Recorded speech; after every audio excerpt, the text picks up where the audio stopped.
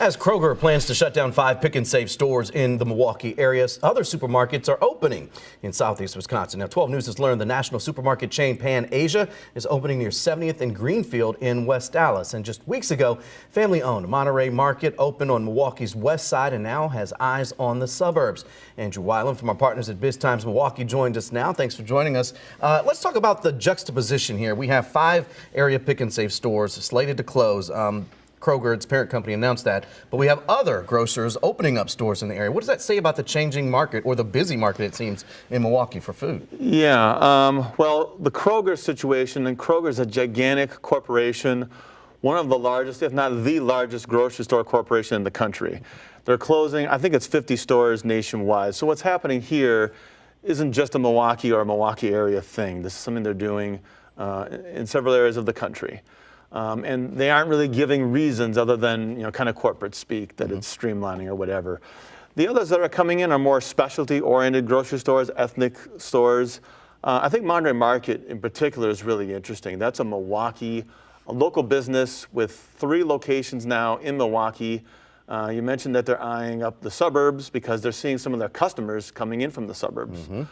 But they've also been approached about some of these Pick and Save store locations. And they haven't made a commitment either way, but that's the kind of grocer that may be approached to fill the gap and the void that's being left by Pick and Save. It seems like a great opportunity there for these specialty stores, especially if they're local, to expand their business here in the area. I think potentially, a local store like that doesn't have the deep pockets of a big corporation.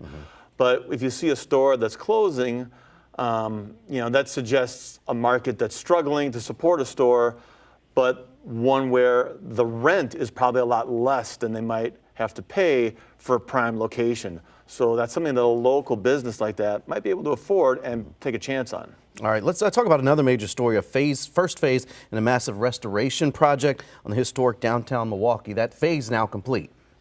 You're talking about the Hilton, Milwaukee Hotel. Yes, Milwaukee Hilton. Yep. They're doing a $42 million renovation. Marcus Corporation owns that, kind of a leading hotel company in downtown Milwaukee.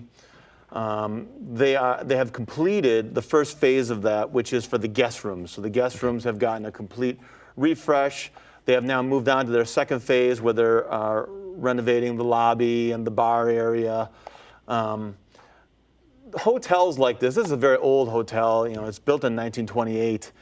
Hotels need to stay fresh and new. Because travelers really like brand new hotels, and they might like an old hotel if it's in good shape. Travelers don't like a hotel that feels kind of old and declining.